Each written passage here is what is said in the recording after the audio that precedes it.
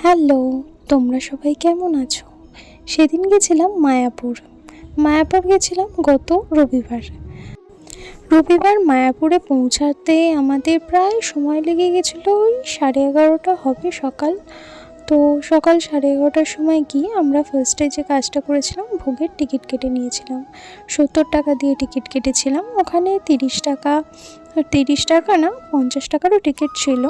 তো আমরা কেটেছিলাম 70 টাকার।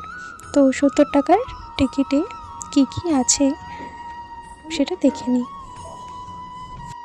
প্রথমে আমাদের দিয়েছিল ভাত, তারপর বেগুনি, তারপর কিছু একটা তরকারি দিয়েছিল, মানে সব রকম মেশানো কিছু একটা তরকারি, তারপর ডাল,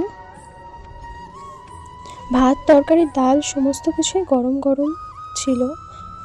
বেশ ভালোই লাগছিলো খেতে। তো সব কিছু খাওয়া শেষ হতে না হতে দিয়ে দিয়েছিল পনিরের তরকারি। রাজমা দিয়ে করেছিল তরকারিটা, বেশ ভালোই হয়েছিল। আসলে কি বলতো, ঠাকুরের একটা মহিমা আছে, ঠাকুরের ভোগ বলে কথা, ভালো তো হতেই হবে। তারপর শেষ পাতে দিয়ে দিয়েছিল পায়েস। আমার ভিডিওটা কেমন লাগলো